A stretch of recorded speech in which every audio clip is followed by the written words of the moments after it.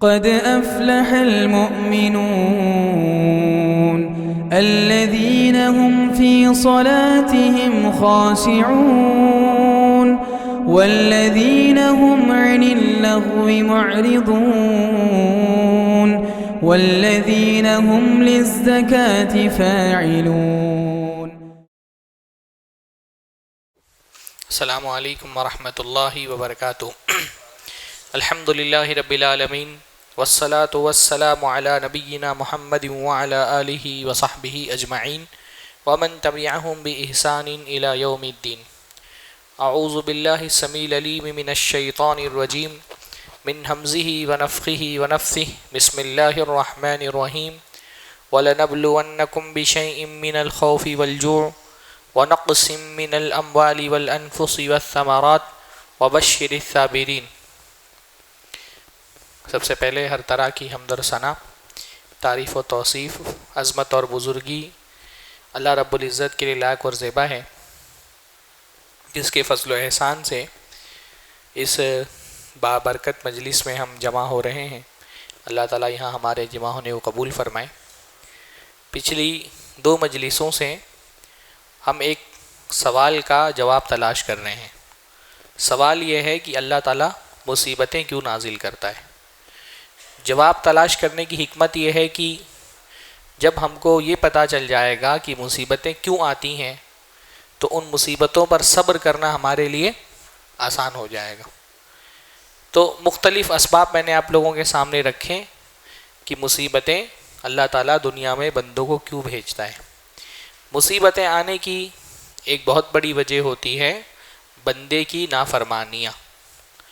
کبھی کبھی بلکہ بہت مرتبہ بندہ جس مصیبت کا شکار ہوتا ہے اس کے پیچھے خود اس کی اپنی کوتاہی، اس کا گناہ، اس کی معصیت اور نافرمانی ہوتی ہے.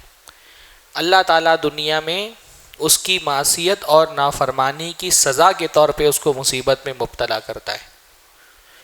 بہت سارے گناہ ایسے ہیں جن کے بارے میں اللہ رب العالمین نے یہ بتا دیا ہے کہ اللہ تعالیٰ ان گناہوں کی سزا کچھ نہ کچھ بندے کو دنیا میں دے دیتا ہے. آخرت میں جو ان کا عذاب ہے وہ اپنی جگہ پر ہے، پر اللہ تعالیٰ دنیا میں بھی اس معصیت اور نافرمانی کی سزا بندے کو چکھا دیتا ہے. مثلاً ایک حدیث میں اللہ کے نبی صلی اللہ علیہ وسلم نے فرمایا کہ 2 گناہ ایسے ہیں جن کا کچھ نہ کچھ عذاب اللہ تعالیٰ بندے کو دنیا میں دے دیتا ہے، اور آخرت میں اللہ نے جو عذاب رکھا ہے وہ اپنی جگہ پر ہی ہے. کون سے ہیں وہ 2 گناہ؟ ہاں، اور ماں باپ کی نافرمانی. ہاں وہ دوسری حدیث میں آیا ہے. ایک حدیث میں آیا ہے کہ قطع رحمی، ماں باپ کی نافرمانی بھی اس حدیث میں آیا ہے، اور اس میں اس کی تفصیل ڈیٹیل آئی ہے. رشتہ توڑنا، رشتہ توڑنا ایک ایسا گناہ ہے جس کی کچھ نہ کچھ سزا اللہ تعالیٰ بندے کو دنیا میں دے دیتا ہے. اور دوسرا ظلم کرنے والے ظالم کو اللہ تعالیٰ اس کے ظلم کا کچھ نہ کچھ بدلہ دنیا میں دے دیتا ہے، اور آخرت میں جو اس کا عذاب ہے وہ اپنی جگہ پر ہے. تو اللہ رب العالمین بعض مرتبہ ہم کسی مصیبت میں مبتلا ہوتے ہیں اور اس مصیبت کی وجہ کیا ہوتی ہے؟ خود ہماری نافرمانیاں. ہاں، بندہ سوچ رہا ہوتا ہے یہ اللہ کی آزمائش ہے، حالانکہ وہ اللہ تعالیٰ کا عذاب ہوتی ہے. اس لیے بندے کا اللہ تعالیٰ کے ساتھ جو سلوک ہے مصیبت میں، وہ 2 پہلو پہ ہونا چاہیے. 2 طرح کا اس کا رویہ ہونا چاہیے. ایک تو امید والا کہ اللہ رب العالمین نے اس مصیبت میں شاید میرے لیے کوئی خیر رکھا ہے نا. ایک خوف والا. دونوں طرح کا تعلق ہونا چاہیے. بندہ یہ بھی سوچے کہ انشاءاللہ تعالی یہ جو مصیبت جس میں میں آج مبتلا ہوں، چاہے وہ بیماری کی صورت میں ہو، چاہے وہ غربت اور فقر کی صورت میں ہو، بندہ یہ سوچے کہ شاید ہو سکتا ہے اس مصیبت میں اللہ نے میرے لیے خیر رکھا ہو. امید بھی ہونی چاہیے. دوسرا کیا ہے؟ خوف بھی ہونا چاہیے کہ کہیں یہ مصیبت میرے اپنے کسی گناہ کا نتیجہ تو نہیں ہے جس کے عذاب کے طور پہ اللہ تعالیٰ رب العالمین نے اس مصیبت کو میں مجھ کو مبتلا کر دیا ہے. تو اگر میرے گناہ کا نتیجہ ہے تو مجھ کو کیا کرنا چاہیے؟ اگر مصیبت گناہ کا نتیجہ ہے تو بندے کو کیا کرنا چاہیے؟ استغفار، توبہ، نافرمانی سے اپنے آپ کو بچا کر کے جس گناہ میں مبتلا ہے اس کو چھوڑے اور اللہ رب العالمین سے توبہ کرے. بہت مرتبہ یہ ہوتا ہے کہ ہم زندگی میں اپنی کسی نافرمانی کی جیسے مصیبت میں مبتلا ہوتے ہیں، اس مصیبت سے چھٹکارے کے لیے بہت کوششیں کر رہے ہیں پر گناہ نہیں چھوڑ رہے. بندہ پریشانیوں کا شکار ہے، بہت ٹوٹکے کر رہا ہے، یہ بابا کے پاس جا رہا ہے، وہ راکی کے پاس جا رہا ہے، فجر کی نماز نہیں پڑھتا. ہو سکتا ہے تمہارے فجر کی نماز نہ پڑھنے کی وجہ سے اللہ نے اس مصیبت میں تم کو مبتلا کیا ہو. ہاں حدیث میں آتا ہے کہ جو من صلی الصبح فہو فی ذمۃ اللہ، جو فجر کی نماز پڑھ لیتا ہے وہ اللہ تعالیٰ کے ذمے میں آ جاتا ہے. اللہ رب العالمین اس کو اپنی امان میں لے آتا ہے، اللہ رب العالمین اپنی سیکیورٹی اس کو دے دیتا ہے. بندہ اللہ تعالیٰ کی سیکیورٹی چھوڑ دیتا ہے اور باباؤں کے پاس جا رہا ہے، تعویذیں لکھوا رہا ہے، گنڈے لکھوا رہا ہے، دھاگے بنوا کر کے پہن رہا ہے. ہاں تو بعض مرتبہ اس لیے الگ الگ حدیثوں میں الگ الگ قسم کی مصیبتوں اور پریشانیوں کی وجوہات بھی بیان کیے گئے کہ بندہ فلاں فلاں فلاں گناہ کرتا ہے تو اس پر فلاں فلاں فلاں عذاب آتا ہے. مثلا ایک حدیث میں اللہ کے نبی صلی اللہ علیہ وسلم نے فرمایا جب کوئی قوم زکوٰۃ نہیں دیکھتی الا منع القطر من السماء، اللہ تعالیٰ آسمان سے بارش روک لیتا ہے، قحط سالی پڑنے لگتی ہے، موسم خراب ہو جاتا ہے، سوکھا پڑ جاتا ہے، اناج نہیں ہوتا، فصلیں تباہ ہو جاتی ہیں. انسان اس کو نیچرل کلائمیٹی سمجھ رہا ہوتا ہے، اللہ تعالیٰ کی اس کے گناہوں کی سزا ہوتی ہے کہ انہوں نے زکوٰۃ ادا نہیں کی. اسی طرح ایک حدیث میں اللہ کے نبی صلی اللہ علیہ وسلم نے فرمایا جب کوئی قوم فحاشی اور بے حیائی میں مبتلا ہوتی ہے اللہ رب العالمین اس کو ایسی بیماریوں میں مبتلا کر دیتا ہے جن بیماریوں کا نام بھی اس کے باپ دادوں نے نہیں سنا تھا. آج دیکھیے ایسی کتنی ساری بیماریاں جو عام ہو گئی ہیں. ہاں ان بیماریوں کے پیچھے اللہ کے نبی صلی اللہ علیہ وسلم نے کیا سبب بنایا کہ وہ ایسے گناہ اور فحاشی کرتے ہیں، فحاشی اور گناہ اور اللہ رب العالمین کی حدود کو تجاوز کرتے ہیں تو اللہ ایسے گناہ بھیج دیتا ہے. جب اللہ اس کے رسول سے کیا گیا وعدہ نہیں نبھاتے اللہ رب العالمین ان کے دشمنوں کو مسلط کر دیتا ہے. مثلا حدیث میں آتا ہے لا تأمرن بالمعروف ولا تنہون عن المنکر، تم لازماً لوگوں کو بھلائی کا حکم دو برائی سے روکو. ایسا نہیں کرو گے تو کیا ہوگا؟ اللہ رب العالمین ایک قوم کو تمہارے سروں پہ مسلط کر دے گا، تمہارے دشمن تم پر غالب آ جائیں گے، پھر تم دعائیں کرو گے تمہاری دعائیں قبول نہیں ہوں گی. ہم کو لگتا ہے سیاسی مسائل کے پیچھے بہت بڑی وجہ اپنی دعوتی ذمہ داریوں میں کوتاہی برتنا ہوتا ہے. اللہ نے ہمارے ذمے دیا تھا کہ ہم لوگوں کو جنت کی طرف بلائیں، جہنم سے بچائیں. ہم جب اپنی کوشش نہیں کرتے اللہ تعالیٰ کیا کرتا ہے؟ ہم سے ہمارا اقتدار چھین لیتا ہے، ہماری حکومت چھین لیتا ہے. یہ ملک جس میں ہم نے ہزاروں سال حکومت کی، یہ آپ کا دکن کا خطہ جہاں جو مسلمانوں کے زیر فرمان تھا، ہاں مسلمانوں کی تہذیب کی بہت بڑی علامت تھا، بڑی حکومت تھی مسلمانوں کی، مالدار حکومت تھی، علم نواز حکومت تھی. ہاں اب صورتحال کیا ہے؟ اب دسترخوان پہ کیا کھائیں گے کیا نہیں کھائیں گے اس کے فیصلے بھی پارلیمنٹ میں ہو رہے ہیں، اسمبلی میں ہو رہے ہیں. آپ اپنی دسترخوان پر کھانا کھانے کے لیے بھی آزاد نہیں. جس ملک میں آپ نے 900 ساڑھے 900 سال حکومت کی وہاں آپ ہاتھ میں بھیک کا ایک کٹورا لے کر کے حکومت کے ایوانوں کے سامنے اپنے حقوق کی بھیک مانگ رہے ہیں. کیوں؟ ہم کو لگتا ہے کہ یہ ہماری سیاسی پسماندگی ہے، یہ ہماری دعوت سے کوتاہی کا نتیجہ ہے. اور یہ عذاب جو دنیا میں اللہ بھیجتا ہے یہ چھوٹے عذاب ہوتے ہیں. اللہ نے فرمایا وَلَنُذِيقَنَّهُم مِّنَ الْعَذَابِ الْأَدْنَىٰ دُونَ الْعَذَابِ الْأَكْبَرِ لَعَلَّهُمْ يَرْجِعُونَ. ہم بندوں کے پاس پہلے چھوٹے چھوٹے عذاب بھیجتے ہیں، ہلکا عذاب بھیجتے ہیں. ادنا مطلب چھوٹا. ہم ان کو چھوٹے عذاب چکھاتے ہیں بڑا عذاب بھیجنے سے پہلے تاکہ یہ واپس آ جائیں. بندہ گناہ کر کے اللہ سے دور ہوتا ہے، اللہ اس کو تھوڑی سی مصیبت میں ڈالتا ہے تاکہ وہ واپس لوٹ آئے، اس کو احساس ہو کہ میں اللہ سے دور ہو گیا ہوں، اپنی نافرمانی کا احساس اس کو ہو، واپس اللہ رب العالمین کے پاس لوٹائے. اللہ تعالیٰ اس لیے بھی عذاب بھیجتا ہے، غافلوں کو جگانے کے لیے، تنبیہ کرنے کے لیے جو اللہ رب العالمین کے راستے سے دور ہو گئے. ہاں چھوٹا سا عذاب بھیج کر کے اللہ اپنے آپ کو واپس بلا رہا ہوتا ہے. اللہ نے قرآن مجید میں فرمایا کہ ایک آیت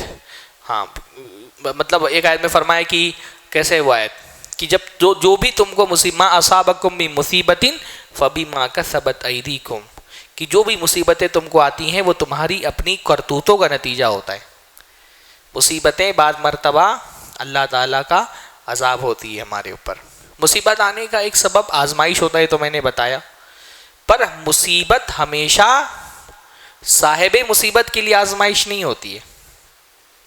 مصیبت صرف اس شخص کے لیے آزمائش نہیں ہوتی ہے جو مصیبت میں مبتلا ہے. بعض مرتبہ ایک بندے کی مصیبت دوسرے بندے کے لیے آزمائش ہوتی ہے. ایک بندہ مصیبت کا شکار ہو گیا نا، اللہ ایک بندے کو مصیبت میں ڈال کر کے اس کے ارد گرد کے لوگوں کو آزما رہا ہوتا ہے. میرا ایک بھائی مصیبت کا شکار ہے، مصیبت اس کو ہے، آزمائش میری ہے کہ میں اس کی مدد کرتا کہ نہیں کرتا ہوں. میرا پڑوسی بھوکا ہے، پریشانی اس کی ہے، پر امتحان کس کا ہے؟ صرف اس کا نہیں ہے، امتحان میرا بھی ہے. میرا پڑوسی ہے، وہ بھوکا ہے، میں اگر پیٹ بھر کر کے سو جاؤں، امتحان میں کون ناکام ہوا؟ وہ نہیں جو مصیبت کا شکار تھا، وہ جو اس مصیبت کا شکار والے کے ساتھ تھا. اللہ نے فرمایا ما آمن بی من بات شبعان، وہ آدمی ایمان نہیں لایا جو پیٹ بھر کر کے رات گزار لے اور اس کا پڑوسی بھوکا سو جائے. ہاں، مصیبت صاحب مصیبت کے لیے صرف امتحان نہیں ہوتی ہے، مصیبت اس کے ارد گرد جو لوگ ہوتے ہیں نا ان کا بھی امتحان ہوتی ہے. بلکہ مصیبتوں کا تو یہ فائدہ ہوتا ہے کہ ایک بندہ جب مصیبت کا شکار ہوتا ہے تب اس کو پتہ چلتا ہے اس کا مخلص کون تھا، اس کا سچا دوست کون تھا، ہے نا. مصیبتوں کا فائدہ کیا ہوتا ہے؟ بہت بڑا فائدہ ہے. آپ جب مصیبت کا شکار ہوتے ہیں تب آپ کو پتہ چلتا ہے کہ آپ کا حقیقی ہمدرد کون ہے، آپ کے ساتھ مخلص کون ہے. آپ کا ستانی کامیابی میں پیٹھ تھپتھپانے والے ہاتھ بہت ہوتے ہیں، مصیبت میں تھامنے والے ہاتھ بہت کم ہوتے ہیں. آپ کا مخلص وہ نہیں جو کامیابی میں آپ کی پیٹھ تھپتھپاتا ہے، آپ کا مخلص وہ ہے جو مصیبت میں آپ کا ہاتھ پکڑتا ہے. ایسے ہاتھوں کی قدر کرو، اور یہ ہم کو اسی وقت پتہ چلتا ہے جب ہم مصیبت کا شکار ہوتے ہیں. کامیاب آدمی سے رشتے جوڑنے والے بہت ہو جاتے ہیں، دور کا رشتہ دار بھی 10 سلسلے جوڑ کر کے بتا دے گا کہ ان سے میری رشتہ داری ہے. مصیبت میں لوگ ساتھ نہیں آتے، بلکہ مصیبت میں تو چہرے پہ پڑے ہوئے نفاق کے پردے اٹھ جاتے ہیں.